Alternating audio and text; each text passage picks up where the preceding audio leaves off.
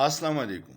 कल election commission की election कराने से इनकार के बाद कौम ये उम्मीद कर रही थी कि जिस तरह 9 अप्रैल की रात आधी रात को चीफ जस्टिस ने सुप्रीम कोर्ट के दरवाजे खोल दिए थे और आइन के तहफ़्फ़ुज़ के लिए खड़े हो गए थे, कल रात भी कौम उसी तरह एक्सपेक्ट कर रही थी, लेकिन सुप्रीम कोर्ट सो रही थी।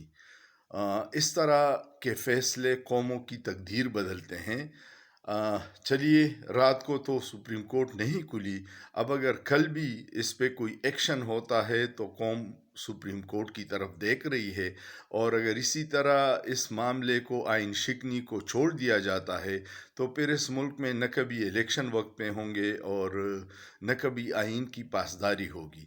लोग इसी तरह मनमानियाँ करते रहेंगे और ये मनमानियाँ कौमों की तकदीर तबाह कर देती है।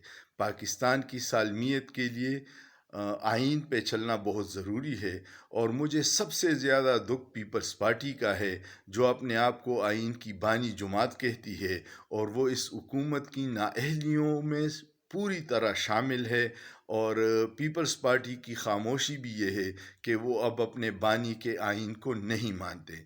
मौलाना फजल रहमान, उसके बेटों को तो वजारतें मिल गई है, उसकी खामोशी तो समझ आती है, क्योंकि उसको ना आइन से कोई सरोकार है न कानून से, सिर्फ अपने मुफादात से सरोकार है। लेकिन पीपल्स पार्टी की खामोशी ये बड़ा सवालिया निशान है। दूसरी तरफ मुस्लिम लीग नून का तो ये वतीरा है, पहले उन्होंने सुप्रीम कोर्ट पे हमला करवाया था, वो तारीख का हिस्सा है, आइन के साथ मजाक उनका जारी रहता है। लेकिन अवाम अब जाग चुकी है और आखिरी उम्मीद सिर्फ चीफ जस्टिस उमर अता बंदयाल है। अगर उमर अता बंदयाल स्टैंड लेते हैं और आइन की मुहाफिज बनते हैं तो तारीख़ में उनका नाम सुनहरे हरूफ में लिखा जाएगा।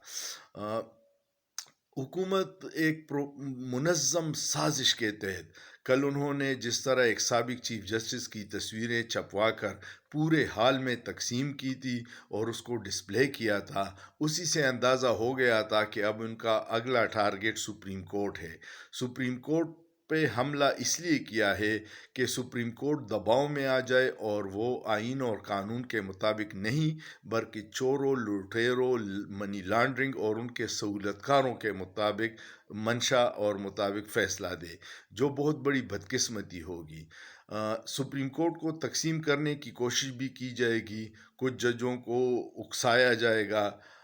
ये सब कुछ हम माजी में देख चुके हैं, लेकिन इसका नुकसान रियासत को होगा, और रियासती इदारों को भी सोचना चाहिए कि अगर आप पीडीएम की इस नाअहली के साथ खड़े होंगे तो अवाम इस सारे मामले की ज़िम्मेदार आपको समझेगी।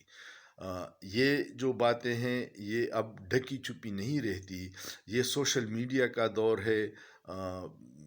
बहुत ही बुरा तासुर जा रहा है और अवाम ये समझती है कि पीडीएम की इतनी हड्डी पसली नहीं है कि वो ख़ुद से ऐसे फ़ैसले करे कि आइन तोड़ने की बात करे या इस तरह के फ़ैसले जिससे पाकिस्तान की सालमियत को ख़तरा हो, वो ये अकेले नहीं कर सकती।